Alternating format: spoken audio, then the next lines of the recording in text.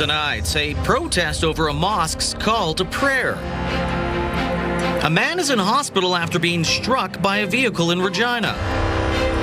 And what's this gross goo falling from some Regina trees? Live from our studios in Regina, this is CTV News. Good evening. A non-violent religious standoff kind of took place in downtown Regina during the noon hour today. An Islamic mosque that's played an outdoor call to prayer for the third time this summer, while a few Christian followers opposed to the public broadcast stood on the sidewalk reciting their own religious prayers. As Wayne Mantica tells us, the two faith groups ended up just drowning out each other.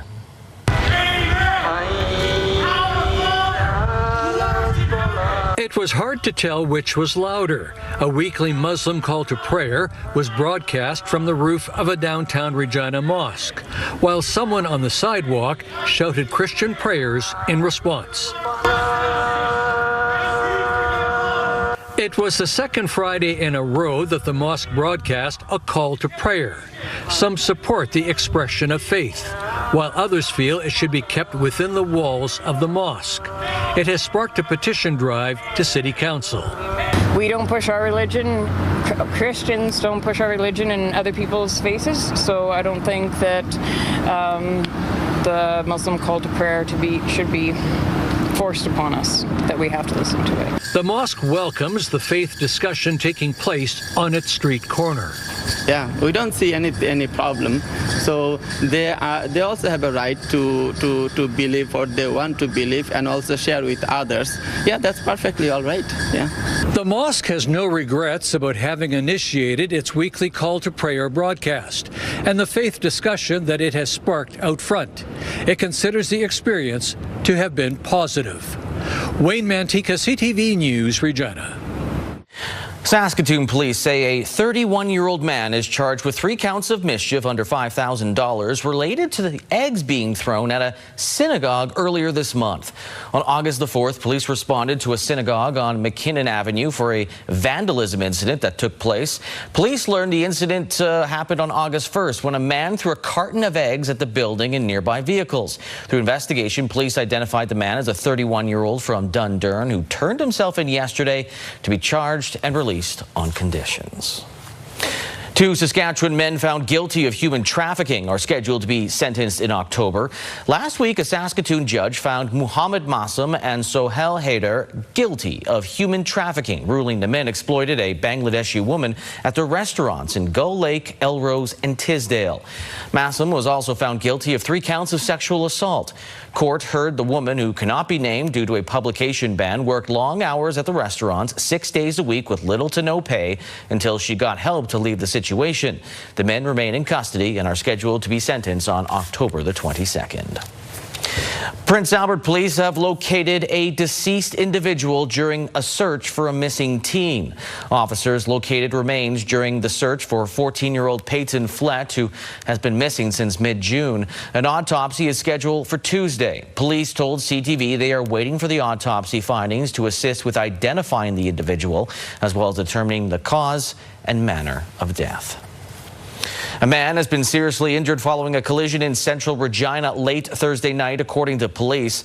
Police report officers were on scene investigating a vehicle collision with a pedestrian at the intersection of Dutney Avenue and Louvain Drive. The pedestrian was reportedly taken to hospital by paramedics while suffering from significant injuries. According to police, the incident involved a single vehicle and a pedestrian. The investigation is ongoing.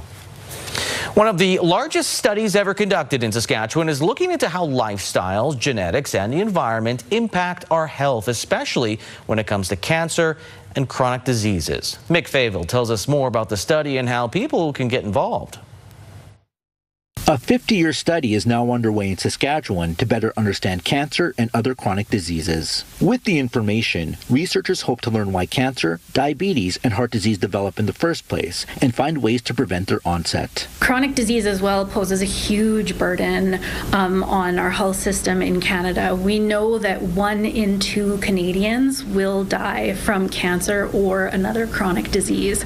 So significant impact in Canada and all around the world. Healthy Future Sask is looking to recruit 7,000 Saskatchewan residents between the ages of 30 to 74 to complete an in-depth health and lifestyle questionnaire. Participants will then need to have physical measurements taken as well as a biological sample. Updates will be made throughout the years. Vanstone says disease treatments are always improving thanks to surveys such as this. All of those therapies exist because of research. We want to continue to offer more treatment options, newer treatment options, better treatment options, things that not only extend people's life but also improve the quality of their life when they're experiencing a disease. The planning for this project started over 5 years ago, with enrollment beginning in 2023. Letters have been mailed out to households across the province about the survey. There is currently a need for more male participants. Studies like this give us the tools, they give us the information, they give us the ability to study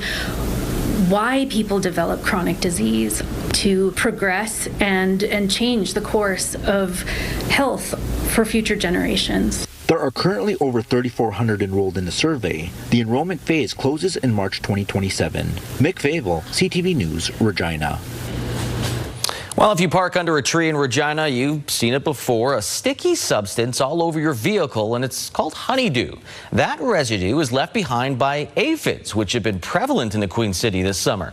Jacob Carr tells us why there seems to be more of these little green insects this year.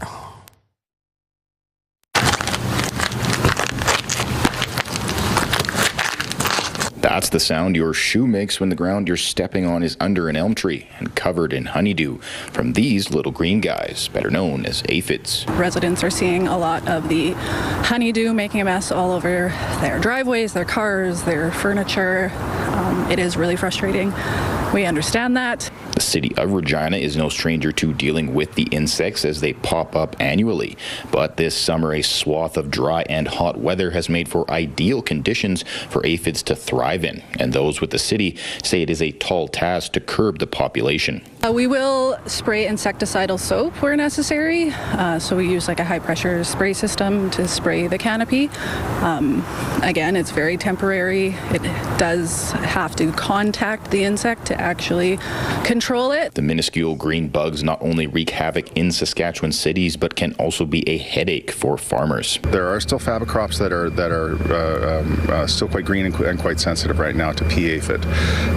We've been seeing some pretty significant numbers and hearing reports of pretty significant numbers of pea aphid in lentil crops in particular. Members of the Prager Lab at the University of Saskatchewan recently traveled the province to gather one particular species, the pea aphid, largely because some of their preliminary data has found that these insects are showing signs of immunity to some widely used insecticides, and the lab has come up with a potential solution. It's developing resistant cultivars, so essentially plants that the aphids don't like and don't do well on. Now, as far as actually commercializing this and getting them out there for people to be able to grow, we're still a few years away from being able to do that. So, if you are dealing with aphids in the city, break out the water hose, and if you're a farmer, there may be a solution on the horizon to limit the peskiness of the little green guys. Jacob Carr, CTV News, Regina.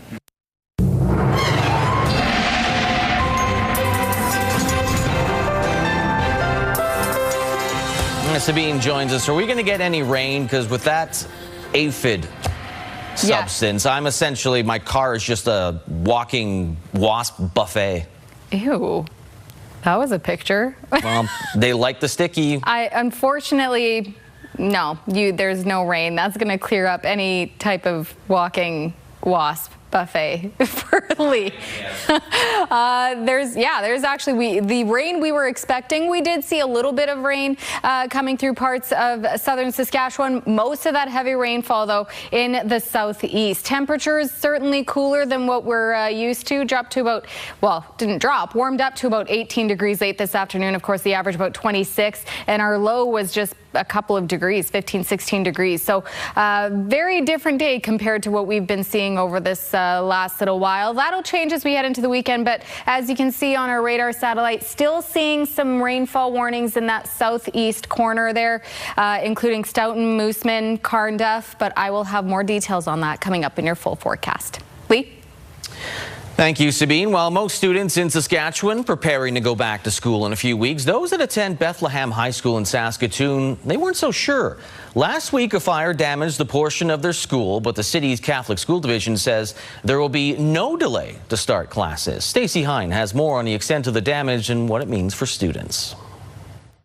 This fire at Bethlehem Catholic High School last Friday came as a shock to Christian Garcia. I was honestly surprised because I was up late at night and then I get a notification in my group chat and they're like, yo dude, the Bethlehem school is on fire, and then I check and then there's just a whole bunch of videos. Garcia says he wasn't sure how the fire would affect his first year at the school. I was kind of nervous that it would affect my classes, my schedules, but it seems like everything should be fine. The Greater Saskatoon Catholic School Division says Garcia and other students will return to class as scheduled on September 2nd. We're going to be proceeding as we always do at the beginning of a school year, and our staff has worked really hard to ensure that students will have that experience that they always have on the first day. School Division Chair Diane Boyko says 4 portable classrooms under construction were destroyed. Some of the other 22 portable classrooms, along with parts of the main school building, sustained water and smoke damage. But Boyko says cleanup and repairs are underway. She also says the division is grateful to the firefighters, police,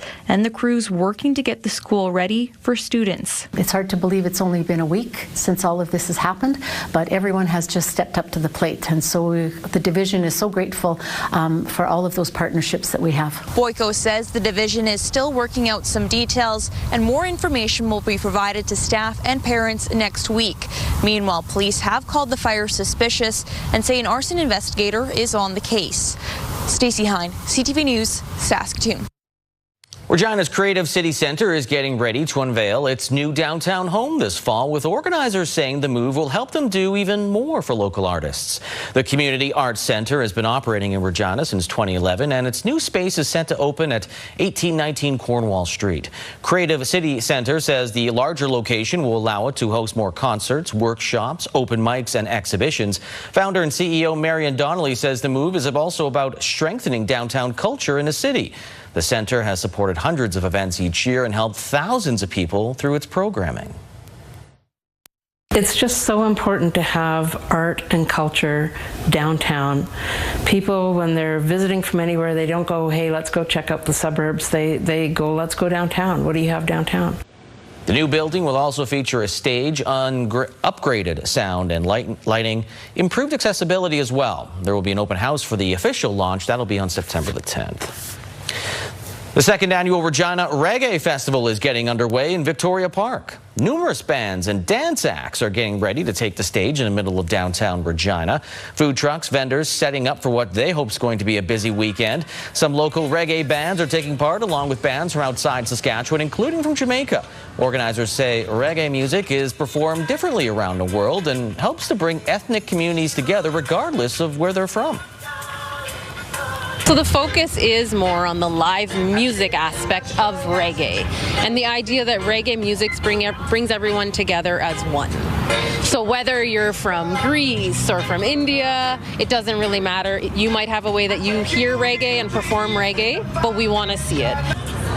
Regina Reggae Festival runs until 11 p.m. tonight, and then Saturday it runs from 3 p.m. until 11 p.m. Tickets $35 online, $50 at the gate, so get them online. And a Saskatchewan icon is celebrating a special milestone this weekend. Sunday marks 35 years since Scotty, the world's largest T-Rex, was discovered near East End. The T-Rex Discovery Centre is celebrating with many activities, including a Scotty-themed scavenger hunt. Visitors can also meet the man who first unearthed Scotty, Robert Gebhardt. The centre is open daily from 10 a.m. to 6 p.m. Ahead, a look at the proposed trade deal being worked out by Canadian and U.S. officials. And BC's RCMP commanding officer has been fired and is now under investigation.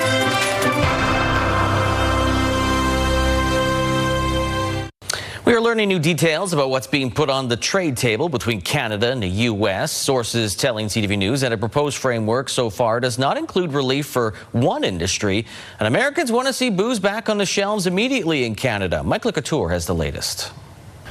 Less than a week before the August 19th deadline, CTV News has learned that the proposed deal between Canada and the U.S.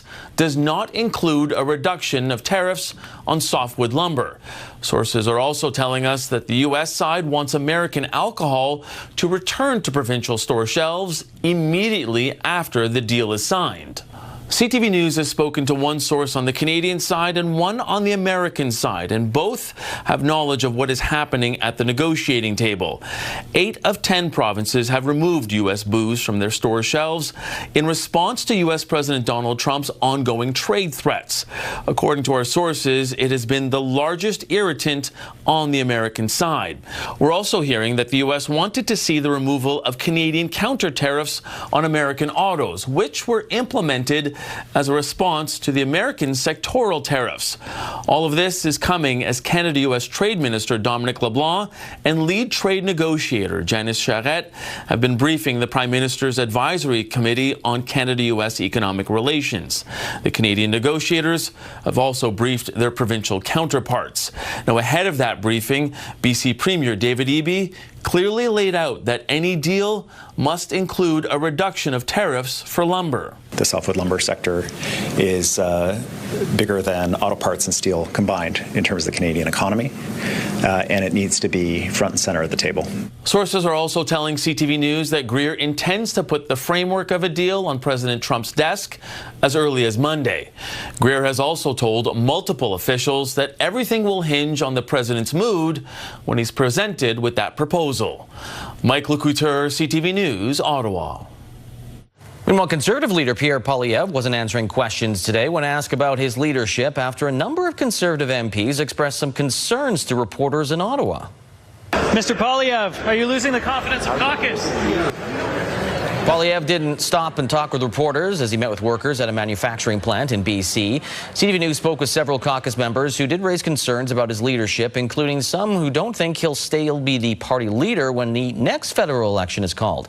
Now, MPs were responding to questions about a recent Nanos poll that found Prime Minister Mark Carney had no obvious challenger among Conservative politicians. The RCMP's commanding officer in British Columbia has been relieved of his duties and is now under investigation. Deputy Commissioner Dwayne McDonald was let go by the force after allegations dating back several years came to light. The RCMP did not provide any details about the nature of the allegations. Assistant Commissioner John Brewer has been appointed interim Deputy Commissioner and commanding officer of the Mounties in BC. McDonald previously served as head of the RCMP's Surrey detachment. New details about the mass shooting in Tumbler Ridge, BC 6 months ago after a media consortium, including CTV News, went to court to have RCMP documents unsealed. They are heavily redacted, but the documents do show that police were initially confused about the number of suspects because the shooter, a male who identified as a woman, used various names. Police were also shot at, causing them to hold at the school when the gunman killed 5 people. We're also learning the FBI contacted Canadian authorities to alert them about the shooter's 2 ChatGPT accounts. Well, a veteran is taking the Canadian Armed Forces to court, challenging the constitutionality of policies that allegedly ban potential new recruits if they are living with HIV. Rachel Aiello has the details. JB, whose identity CTV News has agreed to protect, served in active duty with the Canadian Armed Forces for 13 years. 5 years in, he was diagnosed by a military doctor with HIV. He began taking medication and continued serving for 8 more years, including deploying on a peacekeeping mission to Mali in 2019. Living with HIV never made me feel different from the colleagues that I was serving with. But after a voluntary release to pursue other career opportunities, JB tried to rejoin as a reservist in 2024 and was denied. And I was shocked when I received the rejection letter.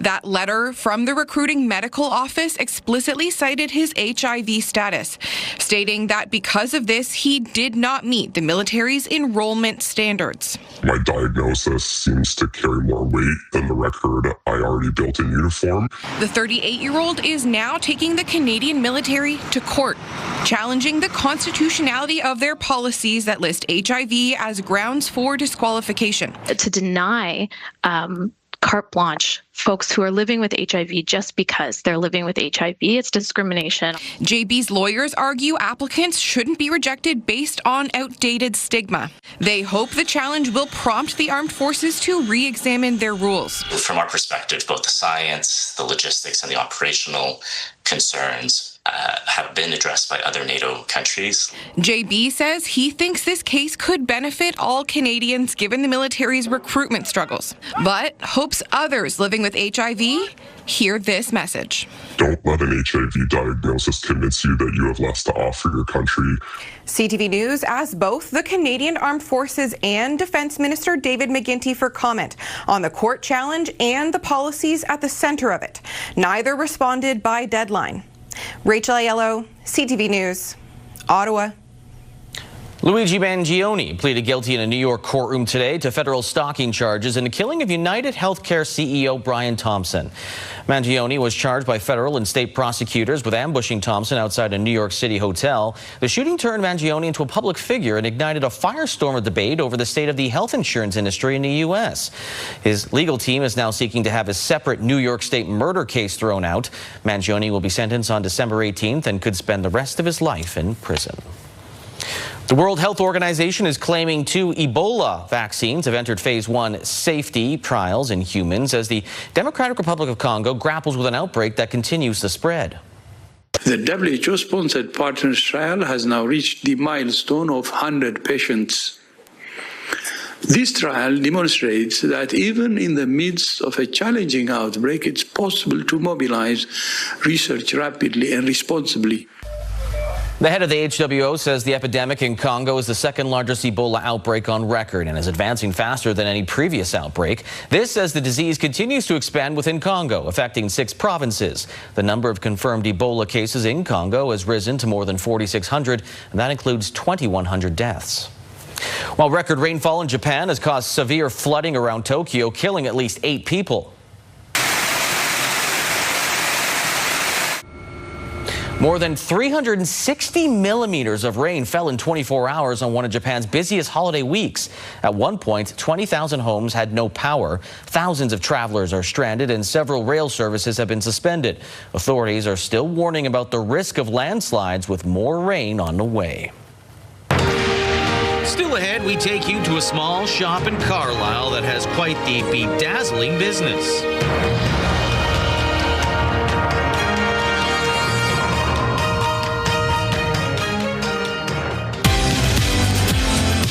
The Saskatchewan Public Safety Agency is lending a hand to other provinces. Monday on Your Morning, an update on the wildfire season here in Saskatchewan and how they're helping BC in crisis.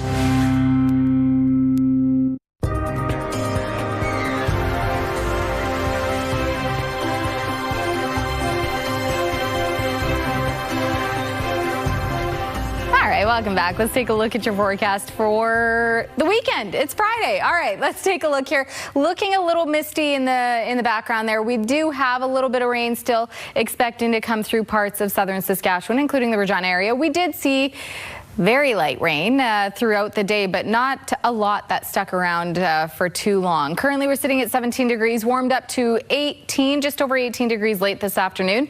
But the warm up is coming, and that by Sunday, we'll be back into our daily average temperatures. Now, again, you can't really see the warning there. You can a little once that system continues to move over into Manitoba, but the rainfall warnings continue in the southeast. It was covering a larger section, so we're starting to see a lot of those rainfall warnings get lifted, and they will continue to clear out by the time we get into the overnight once that system has completely made it over into Manitoba. But we did see scattered precipitation for many parts of the province and cloudy conditions as well. Now, as we head into tonight and into the overnight and into tomorrow morning, expect cloudy conditions as this system is continuing to move on into Manitoba. So first thing in the morning, many parts of the province still expecting to wake up to some cloudy cloud cover. And then as we continue throughout the day, a lot of that will clear out, leaving us with mostly clear and sunny conditions for Saturday and into Sunday as well. Now, there is a chance we'll see a little bit more of that scattered precipitation return on Sunday. Most of it's looking like it is going to be tracking further north of even the Saskatoon area, but still a chance by Sunday night we'll see some scattered precipitation come through the south, mostly in the southwest. You can see just A little bit further, like I said, north of Saskatoon, a little bit heavier rainfall expected in the north, but not a large system that's sticking around for long. It's quick moving and it'll continue moving into Manitoba. Before Monday morning, we see a little bit more of that rain coming through parts around the Lloydminster area. Not really expecting to see much rain for the forecast over the next week or so for the south, including the Regina area. And you can see right there, our temperatures are getting back into the low 20s, 23 for La Loche and La Ronge, 22 for Prince Albert and Lloydminster. All seeing a mix of sun and cloud conditions. Down into Saskatoon and North Battleford, 22, mostly sunny conditions there. Yorkton, a mix of sun and cloud, 21. Still expecting to see some rain tonight for Yorkton and for Saskatoon. And the southwest back closer to average daytime highs, 23 for Maple Creek and Swift Current, 24 and mainly sunny for Moose Jaw tomorrow. And the southeast looking at similar temperatures, 23 degrees for Weyburn, Assiniboia and Estevan, all seeing a mix of sun and cloud. If we take a look at tonight for Regina, 12 degrees is the low, winds down to about 15 kilometers an hour. Expect the winds to pick up quite a bit tomorrow, gusting up to 40 kilometers an hour, but a mainly sunny day, and 21 is the expected daytime high. Again, for reference, usually for this time of year, 25, 26 degrees is the usual high for this time of year, and that's what we're going to get to on Sunday. 26, nothing but sunshine by Monday, 24, sunny conditions there. We will see the temperature dip a little by the time we get to Tuesday at 21, a mix of sun and cloud. Tuesday, mainly sunny, 25 degrees. And then, yeah, we're back into our seasonal summertime temperatures and conditions as we get further into August. I don't want to say get close to September because I don't want to get yelled at. But the end of next week, we're looking at warm temperatures once again and nothing but sunshine expected across the board for those temperatures. So tonight, still a little cooler, but by the time we get into the weekend and into the rest of next week, as you saw, nothing but sunshine and warm temperatures once again. Who's yelling at you for saying September? Well, I'm sure someone might be because nobody wants me to mention fall. A four-letter word. I said it. Fall. I love fall. The first step is admitting it. So. Thank you. You bet. Well, almost 5 years ago, one Carlisle resident started up a rhinestone and sparkle supply business in honor of her grandmother, identifying a bit of a gap in the Canadian marketplace. As Damien Smith tells us, her business has become a shining success story.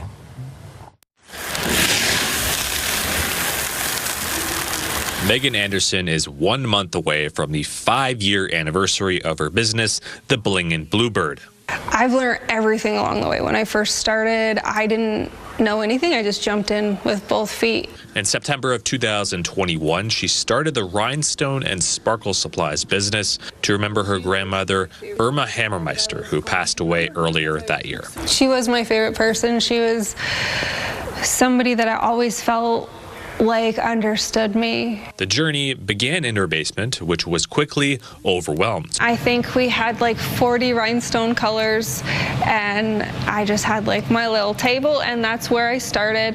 And then it grew, and it grew enough that I ended up overflowing into my living room.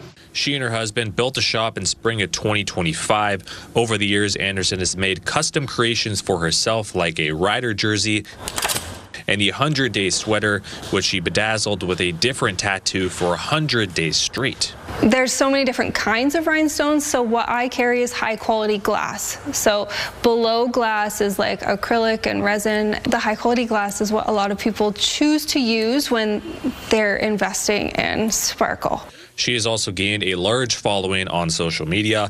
In the past 5 years, she's shipped bling to all provinces, 2 territories, and all of the United States. When I first started, I wasn't thinking of business at all. I just wanted to do something that would help me remember her, that would make sure that her memory never faded. Now offering lessons, Anderson looks to put some sparkle in people's lives, ensuring her grandmother's legacy shines on. Damien Smith, CTV News, Carlisle.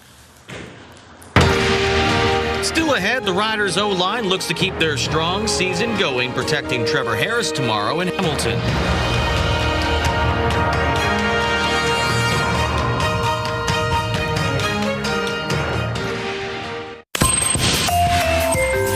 Here's Here's what's happening in our community. The social dance taking place August 14th at 7:30 p.m. at 2134 Winnipeg Street. For more information, call 306-529-6381. The Peach Sale and Cafe is happening August 15th at 9 a.m. at Emmanuel Anglican Church at 142 Massey Road.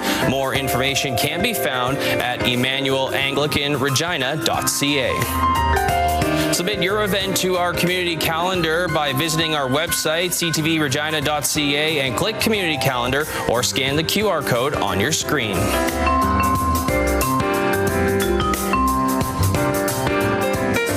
Riders American running back Star Thomas will get his first ever CFL start tomorrow in Hamilton. He's replacing Quali Conley, who's placed on one-game injured list with a hamstring issue. Also recently acquired Canadian receiver Vashon Janusis will play as a backup receiver.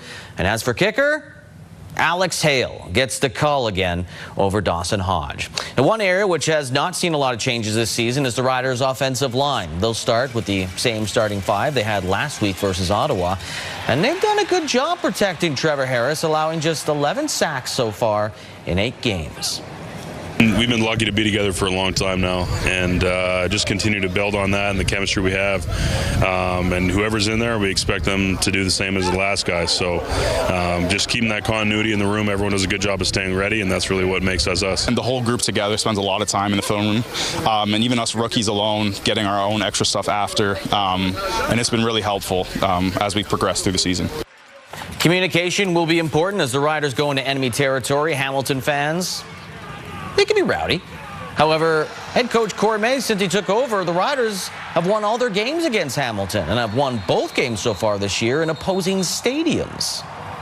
Whatever environment we are in, we adapt to, and we just try to thrive in that and lean on each other, because especially when we're in other stadiums, it's all about us. Everybody's against us there, so we just got to go out there and support each other and play for one another. You can really turn the crowd against the home team very fast when you play in Hamilton. So we look forward to doing that because we know how rowdy they can get, and we don't want them to be against us because, when they're against their own team, that's in our favor. Yeah, they look pretty dangerous. Kickoff tomorrow, 5 o'clock Saskatchewan time on TSN. Now, a couple of players with ties to the Saskatchewan Roughriders were on the field last night for NFL preseason action. With Willis and Watkins and Rourke with pressure, gets away from one man and another. Riders Canadian draft pick in 2025, quarterback Curtis Rourke, out as the younger brother of Nathan Rourke, started for the 49ers, and he looked good, completing 12 of 14 passes for 101 yards, rushing for another 14 yards. He's currently battling for the third string spot behind Brock Purdy and Mac Jones. While former receiver Dante Myers is turning heads in Cincinnati, he had a good night. He had a 12-yard run on a jet sweep here. He also caught 3 passes for 29 yards, leading the team in receiving yards. Myers is in tough, though. He's sitting low on the depth chart currently, heading into week number 3. Regina Pats forward Maddox Schultz is coming off an impressive run for Team Canada at the recent Helenka Gretzky Cup in Edmonton. The 16-year-old tied for the tournament lead with 10 points, including 2 goals in a gold medal game against the U.S. and wrote for a 8-1 win. His Pat teammate Liam Pugh also added 9 points for Canada. The Regina product joined Your Morning Saskatchewan today to talk about what it meant to win it all. Yeah, it was crazy. Obviously, anytime you get to wear the leaf and play for your country, it's a special meaning, and there's a lot of responsibility that came with it. And we were lucky enough to make it to the finals and eventually win gold. So what's up for Schultz? Well, Regina Pats training camp, it opens up later this month. And a new Canadian Junior Boys Golf Champion was crowned this afternoon with Scana Country Club in Regina. Series Tiger G shot a final round 2 under par 70, finishing the tournament at 16 under. That was 2 strokes better than Ottawa's Michael Vivone. With the win, G earns a spot in the 2027 U.S. Junior Amateur Championship and the 2027 Canadian Men's Amateur Championship. Saskatoon's Ryan Mosher was Saskatchewan's top finisher, placing in a tie for 13th at 5 under par. Pilot Butte's Austin Nesbitt finished in a tie for 30th at 2 over par. Still ahead, meet one of Saskatchewan's honorary chairs for the Terry Fox Run.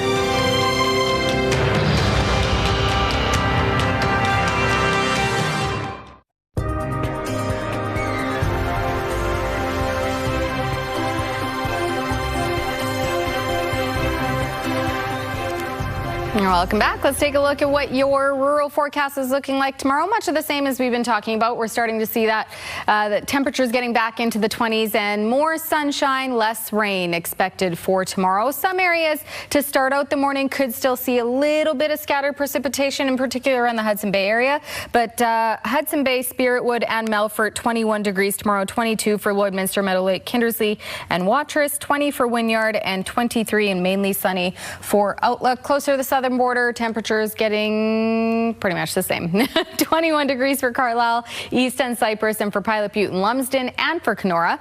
22 for Rockglen, 20 for Broadview, 23 for Rosetown, Leader, Maple Creek, Assiniboia, and Coronach. If we take a closer look at St. Walburg, where internet speeds up to 1 gig are available through SaskTel, tomorrow warming up to 20 degrees. May wake up to some fog-like conditions first thing in the morning, and then we'll start to see things clear out, seeing mainly sunny conditions, winds picking up to 20 kilometers an hour, and the 20 degrees will feel closer to about 22 by the time we get into the mid-afternoon.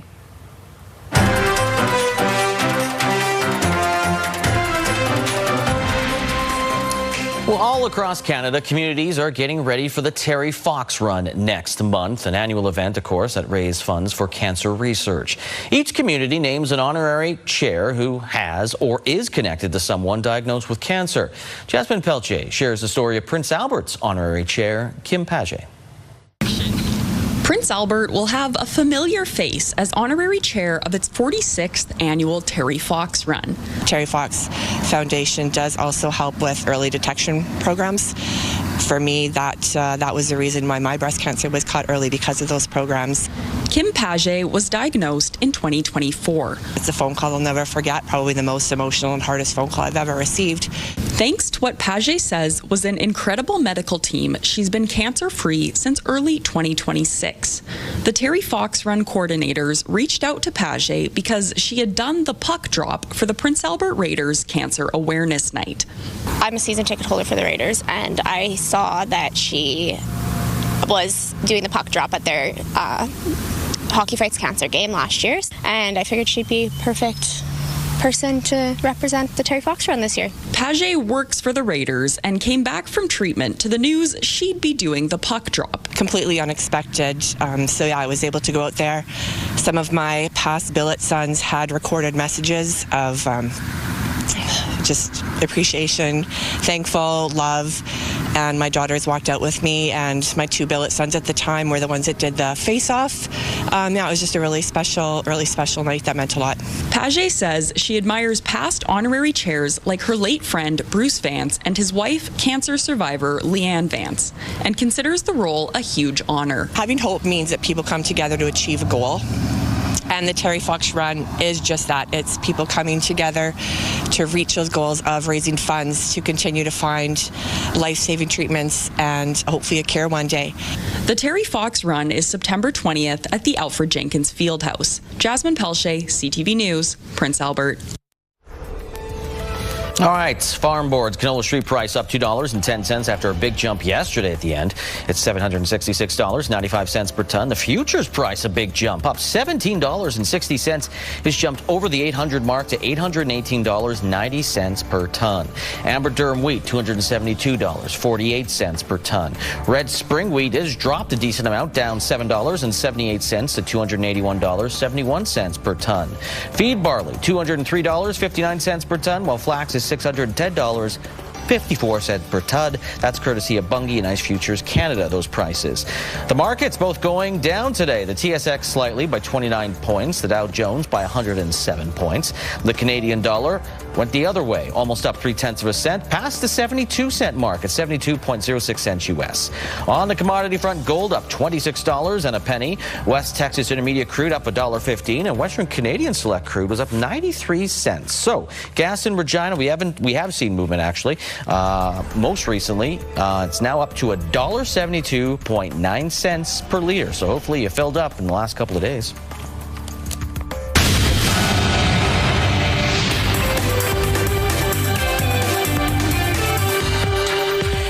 Lululemon's chief AI and technology officer has quit the job after less than a year in the role. Ranju Das was a member of the senior leadership team and the first executive at the company to hold that title. His exit hits during a broader leadership shakeup. Just days ago, Lululemon's chief strategy officer also walked away after 14 years with the brand. The exits add to concerns that the retailer's turnaround brand is still struggling to find its footing. The new CEO, Heidi O'Neill, is set to start in September. And Montreal-based dairy titan Saputo is selling its UK dairy division for $1.68 billion. The sale to French rival Lactalis is expected to close in early 2027. Saputo will hand over some big names like Cathedral City Cheddar and Clove Butter. The sale will also include 5 major manufacturing plants. Saputo says the deal allows them more financial freedom to accelerate growth. And shares of Aya Gold and Silver are under pressure today. The mining and exploration company reported revenue in its latest quarter that missed estimates. Profit and earnings also came in lower than expected. On the upside, silver production was better than anticipated, and the company left its 2026 operation outlook unchanged. Those are your business headlines. I'm Lindsay Biscaya.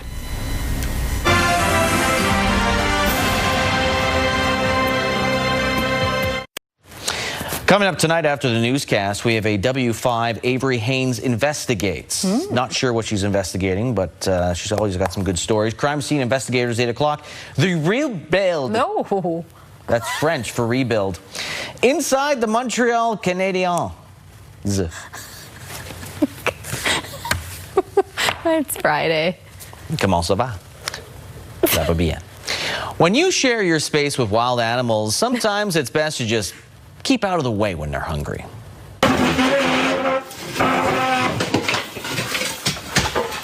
Oh my God. This pachyderm has a penchant for plants. In one fell swoop, it grabbed the greenery from Kate Oshman's deck, where she lives and works as a wildlife artist in the unfenced bush in South Africa. Although she welcomes these visits, she just wishes they would be less destructive. I mean, he found a snack and he went after it. Yeah, just hungry and kind of gave her a look like, if you're going to just leave this buffet, I'm going to take it. You can't blame him. Yeah. Well, staying on the hungry animal front, an unexpected hotel guest on a late-night snack run.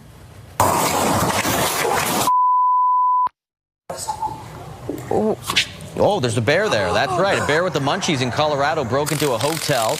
Police body cam video shows the uninvited guest wandering inside before checking out the grab-and-go shop. Now, the officer did not taser the bear. Oh, I was going to say, He just used the sound to try to scare him off. Despite all the options, the bear left with just one thing. What?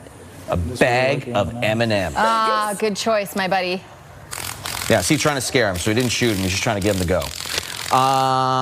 So if you were in a snack shop, you snuck into a snack shop, what would be the candy you would take? Just talking about snacks with Caitlin in the newsroom. Yeah. Dill pickle chips and M&Ms.